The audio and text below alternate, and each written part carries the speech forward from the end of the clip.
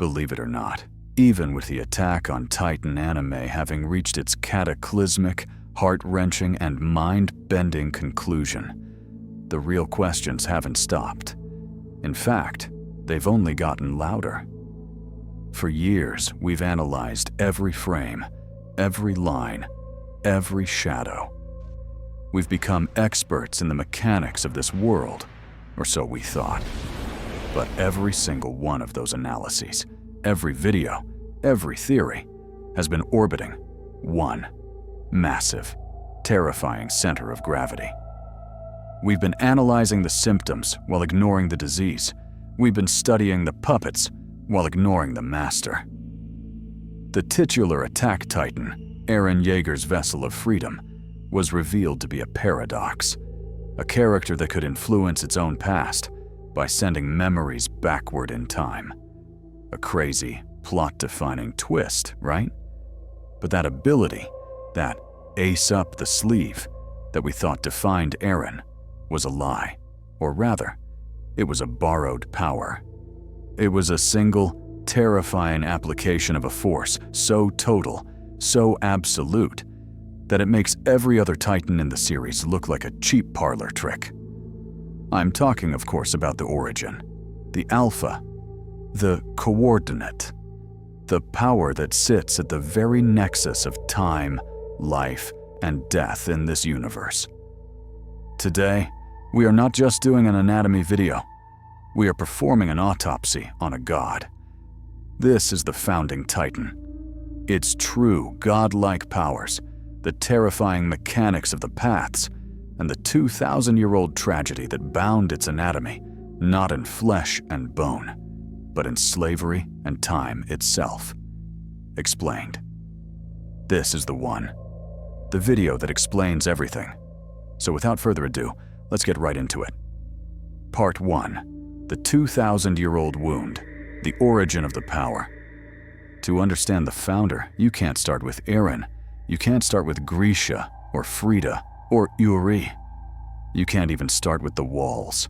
You have to go back to the beginning. Not 100 years ago, but 2,000. Back to a time of tribal warfare, of spears and shields, before the world knew the meaning of the word Titan. Our story begins not with a character, but with a slave. A young girl named Ymir. She belongs to a primitive, warlike tribe known as the Eldians, led by a ruthless and pragmatic tyrant named Fritz. In the very first moments we see her, a pig escapes its pen. Fritz, in a show of brutal, arbitrary power, demands the culprit step forward, threatening to gouge out an eye from every slave. The slaves, in a moment of pathetic, self-preserving fear, all point to the one person who can't defend herself: Ymir. For this crime, she is freed to be hunted for sport by Fritz and his men.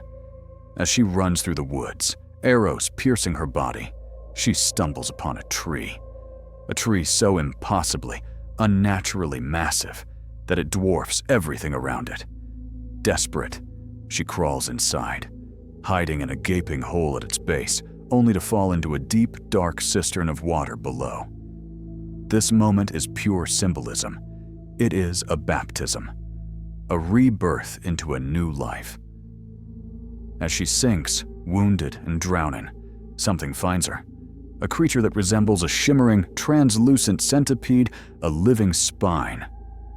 In the manga and supplementary materials, this entity is identified as the Hallucigenia, or the source of all living matter. Now, the series is intentionally vague on what this thing is.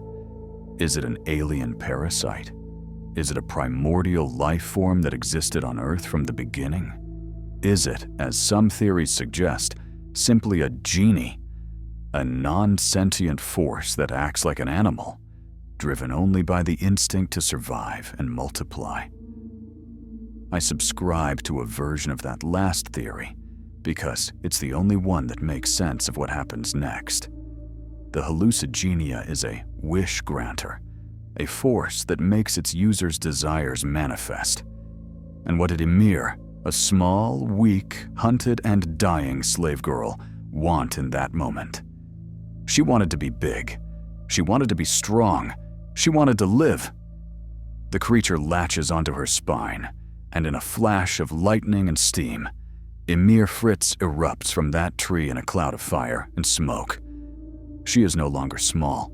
She is no longer weak. She has become the first Titan. But this is where the tragedy truly begins. Ymir, now possessing the power of a god, returns to her master.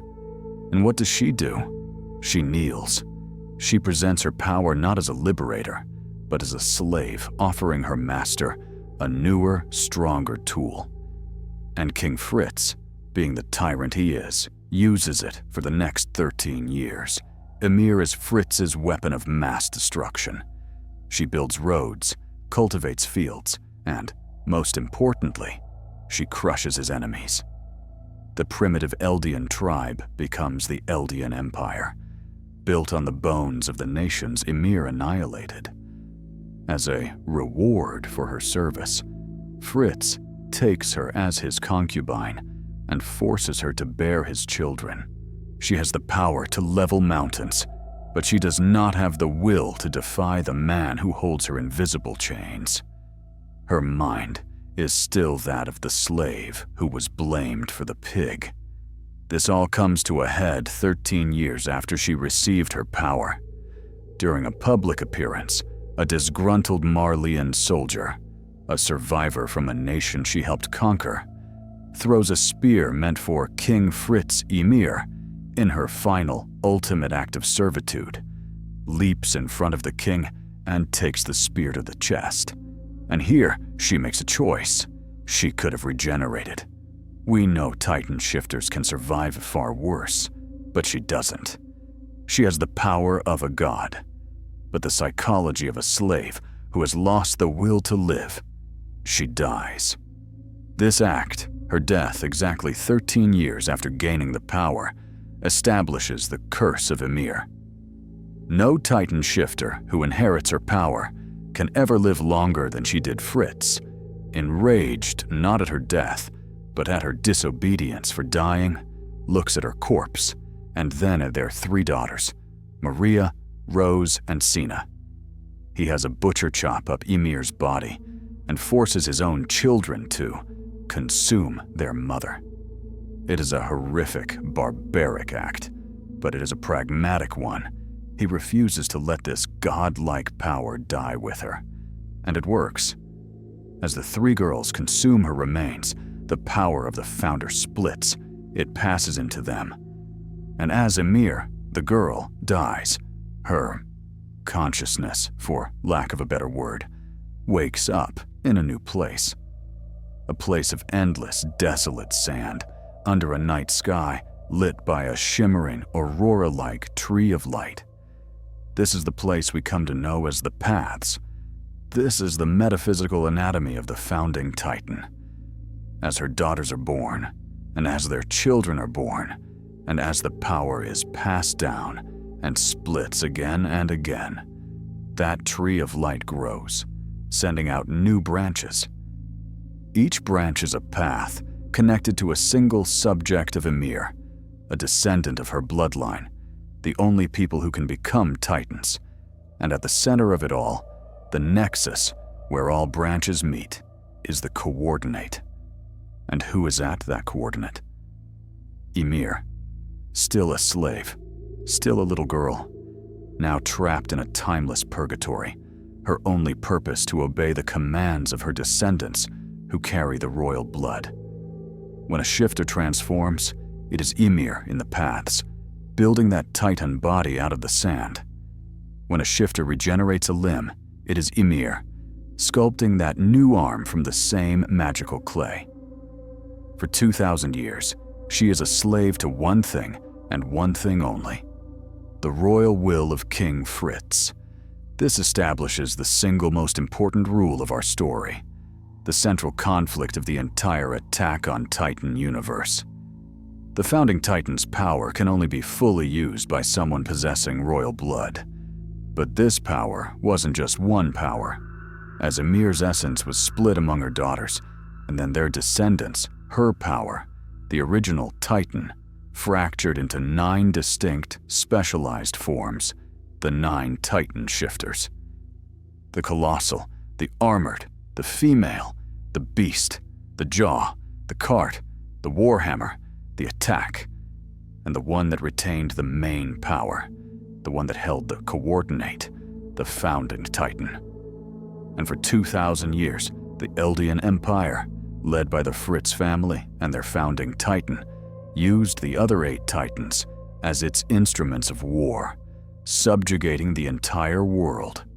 This was the Great Titan War, a period of unparalleled Eldian supremacy. This brutal reign of terror continued until approximately 100 years before our story begins. The 145th king, Karl Fritz, inherited the founder. And he was different. He was a pacifist. He was consumed by guilt for the sins of his ancestors.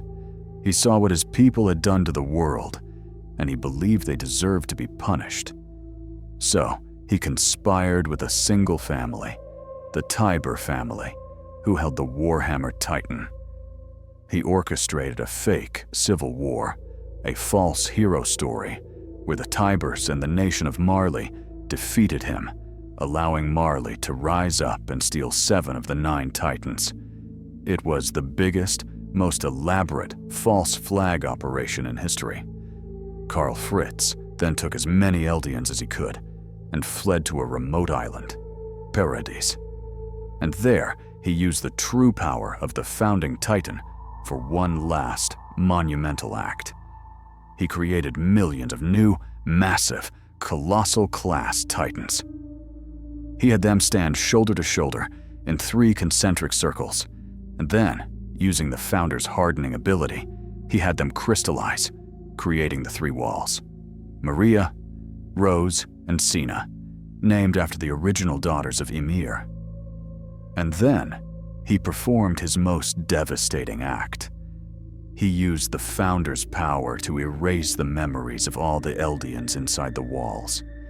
He made them believe that they were the last of humanity, and that the world outside had been destroyed by mindless, man-eating Titans. But he knew this paradise was temporary. He knew Marley would one day come for his power. So he issued a threat to the world. If you interfere with our peace, we will unleash the millions of Titans within our walls and trample the entire world to dust. The rumbling, it was a brilliant deterrent, a perfect piece of geopolitical, mutually assured destruction propaganda. But it was a bluff, because Karl Fritz, in his infinite guilt, used the founder's power one last time on himself. He created a vow renouncing war. This vow was a firewall built directly into the founder's power. It bound him and every single member of the royal bloodline who would inherit the founder after him. They would inherit the power of a god, but they would be ideologically incapable of ever using it for warfare. They would be possessed by Karl Fritz's pacifist will, content to let their people live in a brief, ignorant paradise before being wiped out by Marley to atone for their sins. This is the stage for our entire story. A godlike power trapped behind an ideological firewall, usable only by a bloodline that is forbidden from using it. This is the central, seemingly unsolvable paradox of Attack on Titan. Part 2. The Anatomy of God, the on-the-box abilities.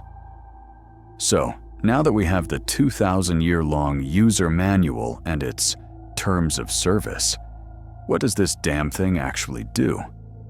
When someone with royal blood, like Frida Rice, or someone hacking the system, like Eren, gets their hands on the controls, what abilities do they have? The answer is, quite literally, anything they can imagine, as long as it pertains to the subjects of Ymir.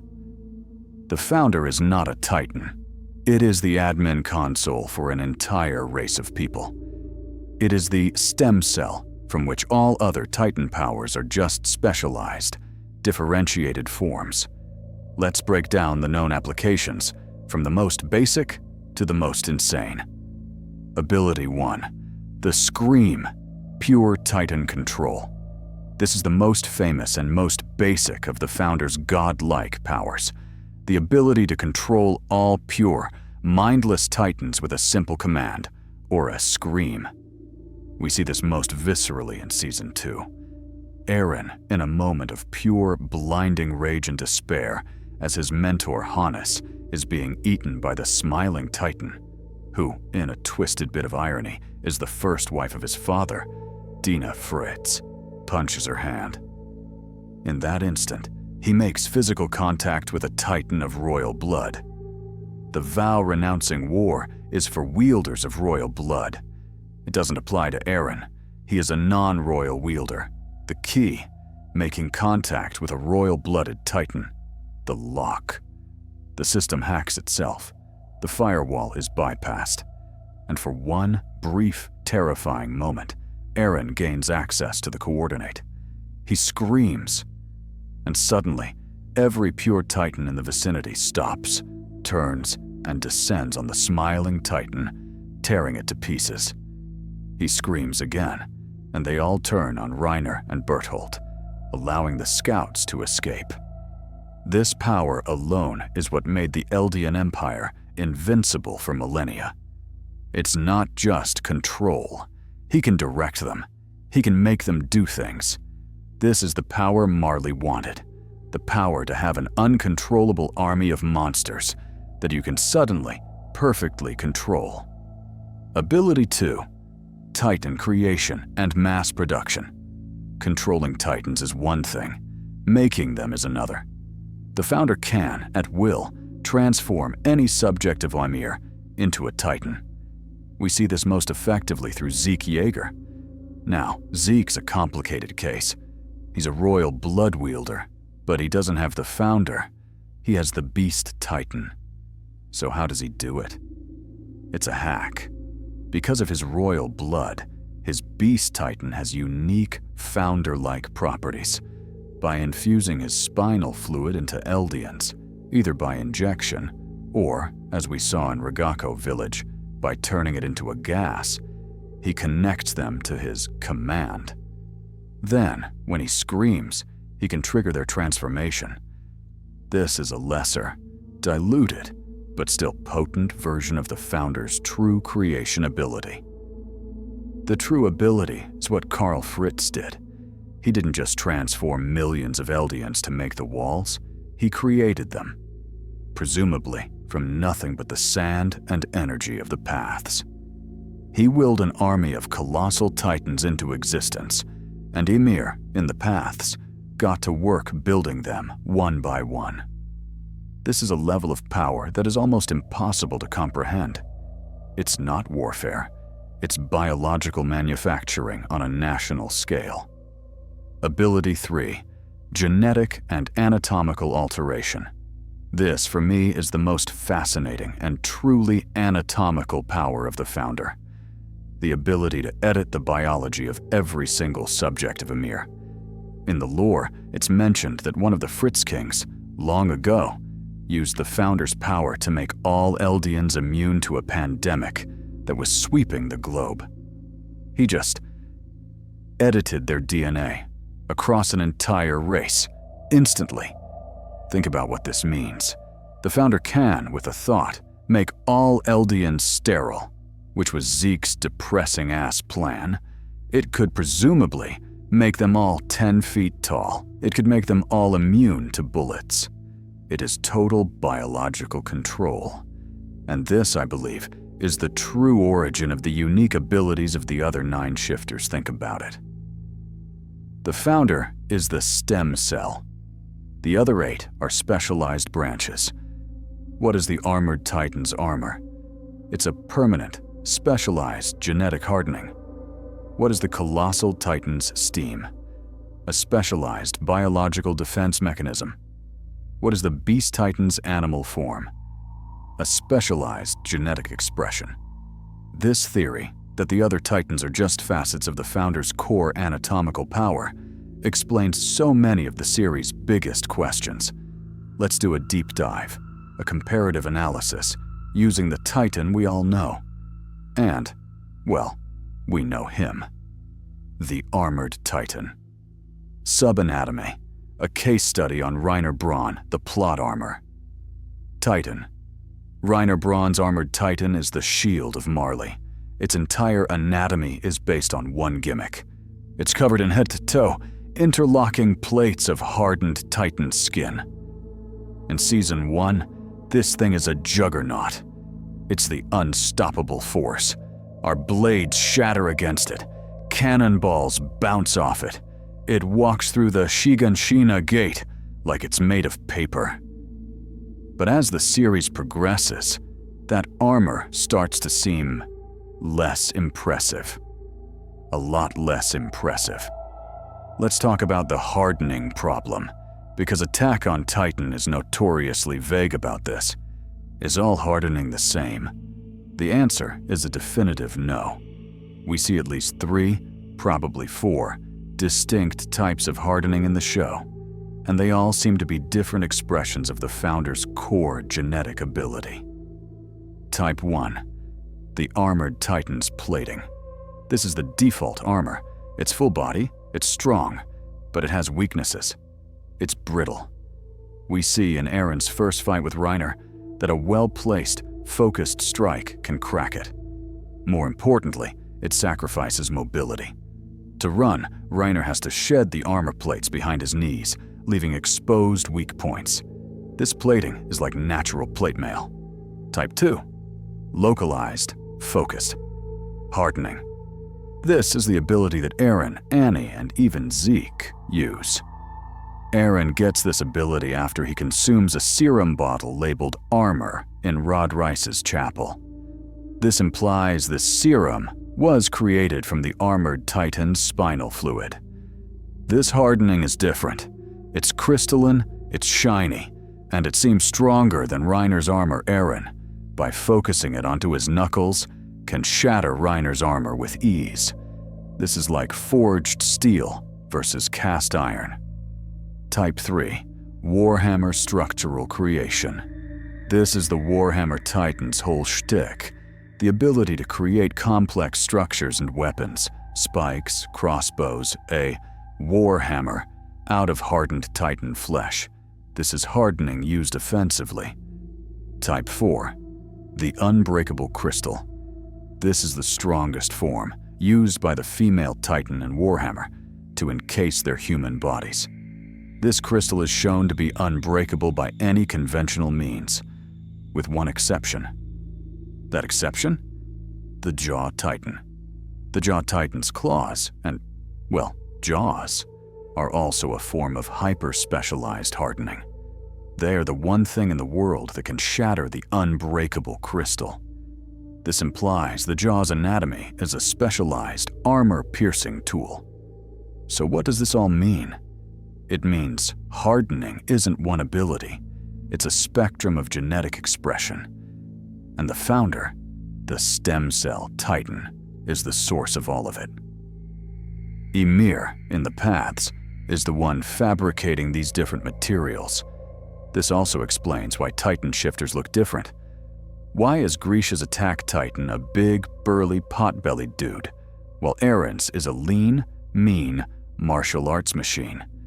Because their human bodies are different. Ymir, in the Paths, is using their base human anatomy as the template for the Titan form. Eren is a trained soldier, so his Titan is built for combat. Grisha is a middle-aged doctor, so his Titan is too. This also explains the Beast Titan. Why is Zeke's a monkey and Kazavers was a sheep? It's the wielder's wish, or genetic connection, being interpreted by Ymir.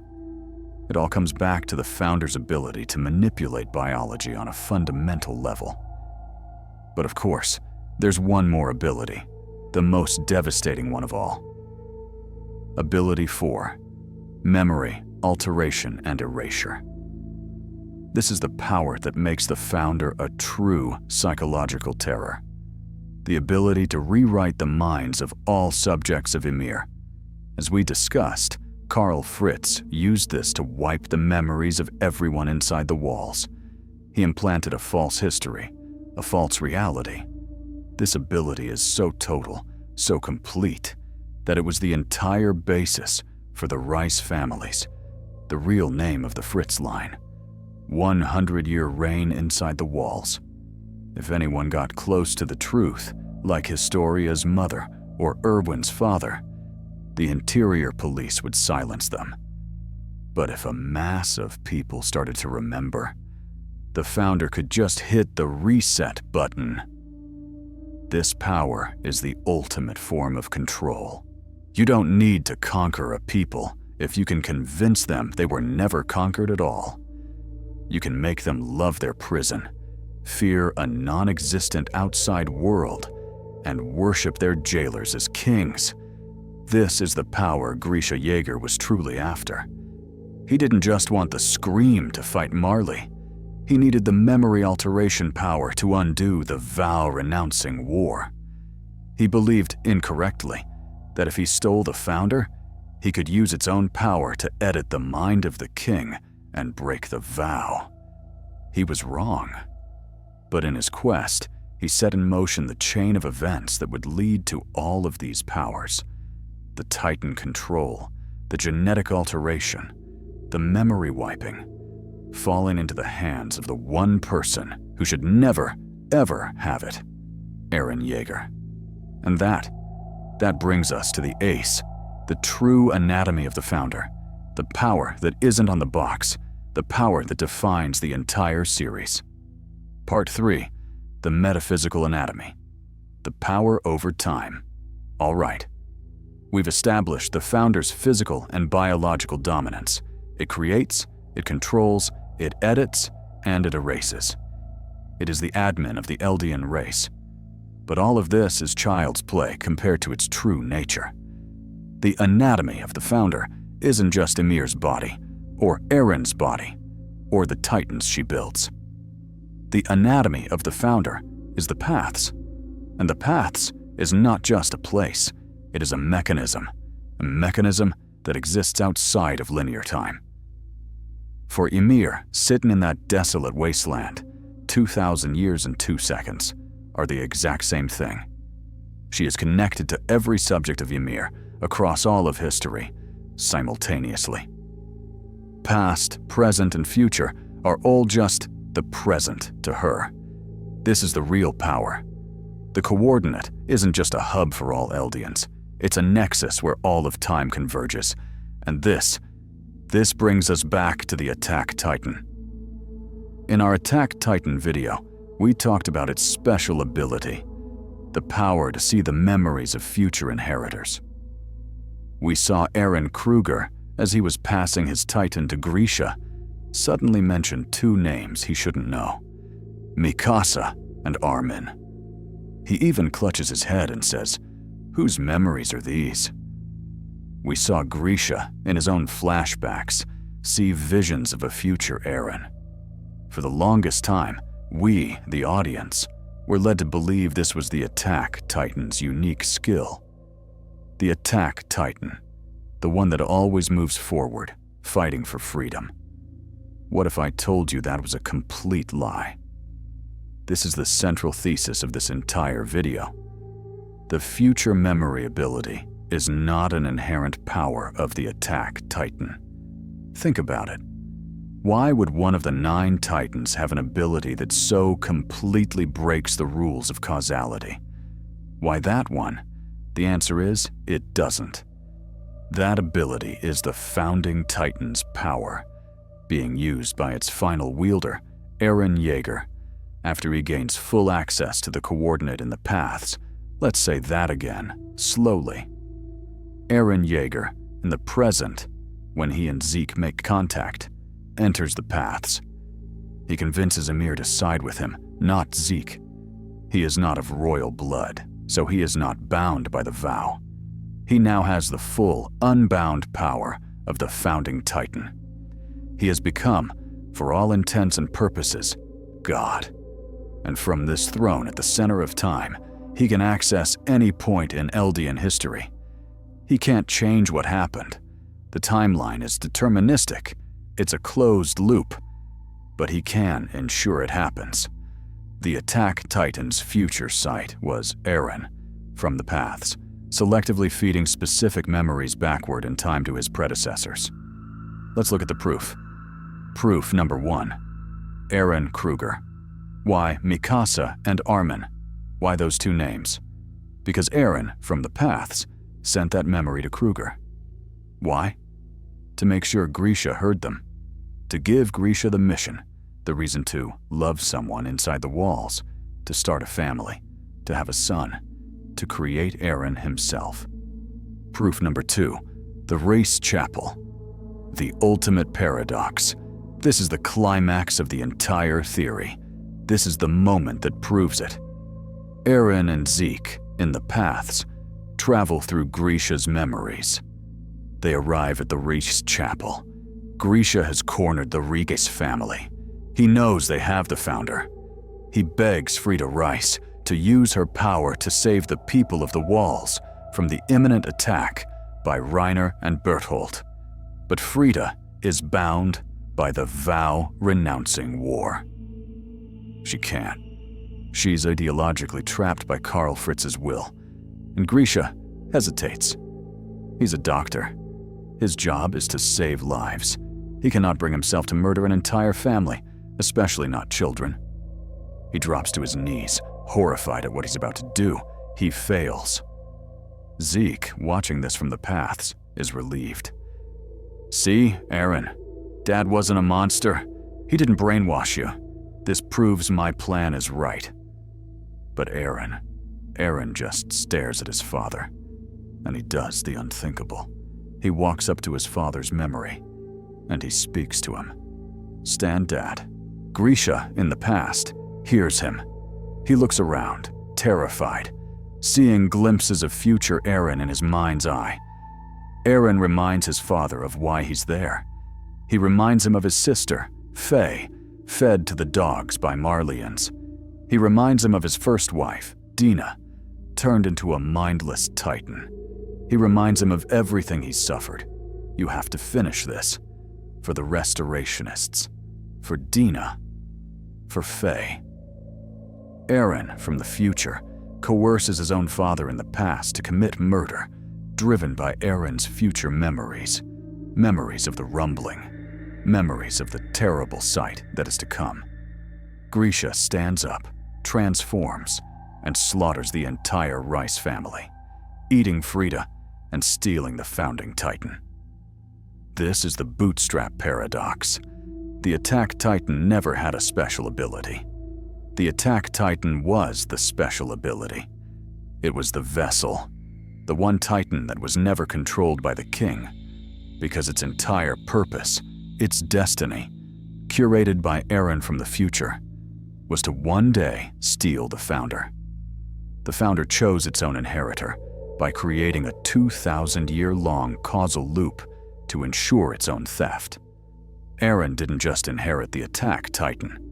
He was the Attack Titan. He was its will.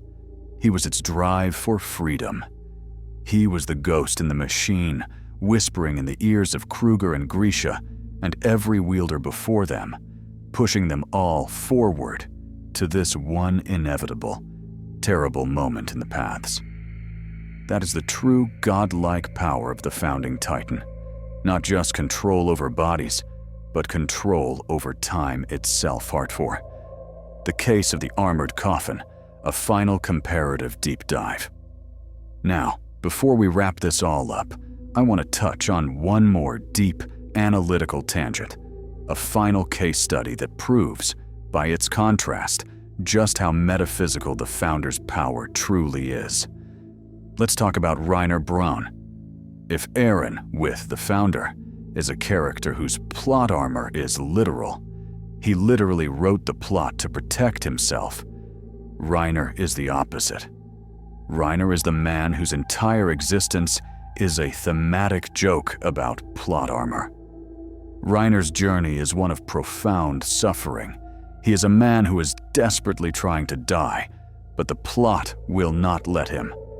Let's look at the anatomy of Reiner's character, and how his armored titan is the perfect metaphor for it. Reiner was a failed warrior candidate. He wasn't strong, he wasn't smart. He only inherited the armored titan because Marcel Galliard, Porco's brother, sabotaged Porco to save him from the 13-year curse. Reiner's entire existence as a warrior is a fraud. When Marcel is eaten by Ymir's pure titan, Reiner doesn't just lose a comrade, he loses his leader. To cope, he creates a new personality. He becomes Marcel. He adopts the cool big brother, dependable leader persona. This creates a schizophrenic split in his mind. Reiner the soldier, the fake persona, and Reiner the warrior, the real guilty one. His armored titan is a physical manifestation of this. It's his psychological armor. It's the coffin he hides inside, pretending to be a hero, a shield. But as we established, his armor sucks. It's designed to be broken. Fight 1 versus Eren, Season 2. Eren, having learned martial arts from Annie, uses grappling, triangle chokes, arm bars, to exploit the gaps in Reiner's armor. Eren proves that Reiner's armor is a fraud. Fight 2 versus the Scouts, Season 3. The Scouts, led by Hank, invent the Thunder Spears. These weapons are specifically designed to pierce his armor. They shatter his invincibility with technology. Fight 3 versus Zeke, pre-Season 3. How did Zeke's weak beast titan defeat the armored titan? Zeke is bigger and smarter. He either used his height and hardening, or he just threw rocks at him from a distance. Reiner's armor failed him again, Fight 4 versus Eren, Liberio, Season 4. Reiner gets demolished. Eren, now with the Warhammer Titan, shatters his armor.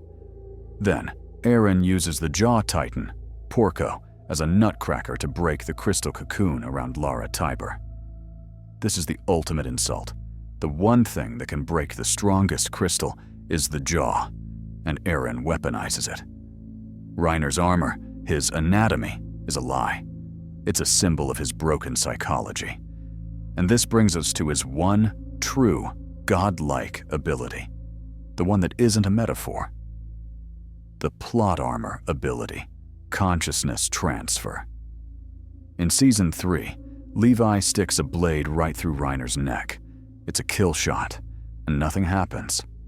Later, in Marley, Reiner reveals his true ace, the ability to transfer his consciousness from his brain down into his titan's nervous system. He can survive having his head, his human head, blown completely off. This is the source of the Reiner has plot armor meme, but it's not plot armor, it's his theme. Reiner's one special power is that he is not allowed to die. His entire character arc is that of a man who must suffer. He must live to see the consequences of his actions. He must watch his friends die. He must confront the devils he helped create. He can't even die when he puts a shotgun in his own mouth. Why are we bringing this up in a Founding Titan video? Because this is the contrast. Eren, with the Founder, has the power to rewrite the plot to achieve his goal. Reiner, with the armor, has the power to be rewritten by the plot to endure his punishment. Eren is an active force of causality. Reiner is a passive victim of it. The Founder's anatomy is the entire story, a closed loop of time Eren created for himself. The armored titan's anatomy is a prison, a coffin that traps Reiner inside that story, forcing him to play his part until the very end. So, what is the Founding Titan? At the end of it all, the Founding Titan is not a monster. It's not a weapon. It's not even really a titan. The founder is a mirror that reflects the will of its wielder and the psychology of its origin. Its true anatomy is not the body it builds, but the metaphysical realm of the paths. A place where it has three godlike powers: control over all subjects, biology; the power to create, control, and alter the bodies and minds of all Eldians; control over all matter, creation; the power to build anything from the sand of the paths, be it a new arm, a million wall titans, or the complex hardening of the 9 shifters; control over all time, causality; the power to access any point in the timeline, and, as proven by Eren, to influence the past to create an inevitable, unbreakable future. But this entire system, this god machine, had one fatal flaw. A human flaw. The machine itself was a slave. For 2,000 years, the founder was bound by the psychology of Ymir Fritz, a slave girl, forever trapped in the paths, unable to defy the one thing she was programmed to obey: the king's will. First, she was a slave to the literal King Fritz. Then, she was a slave to the bloodline of King Fritz. And then, she was a slave to the ideology of King Fritz in the form of the vow-renouncing war. The founding titan was an engine with no driver. It took 2,000 years for someone to finally enter the paths and not give her an order. Zeke tried to be her new master, but Eren spoke to her. He saw her. He gave her the one thing she was never given in her entire tragic existence: a choice. You're no slave. You're no god. You're just a person. You don't have to obey anyone. You get to decide. And in that moment, Ymir chose. She gave her god-like power to him.